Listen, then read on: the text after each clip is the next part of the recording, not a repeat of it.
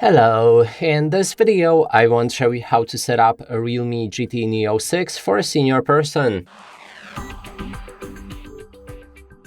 To do this, first we'll need to open our settings. Inside we can click on the search right here. Now look for the simple mode, and that is honestly all we have to do. Just click on the simple mode and then enter a simple mode with this blue button, which should adjust our phone entirely and make it more accessible. So the icons as well as the text becomes much bigger.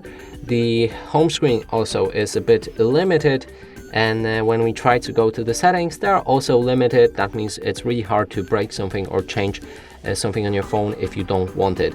And if you want to exit that simple mode, then enter the settings, select exit simple mode, and then confirm it with the red exit.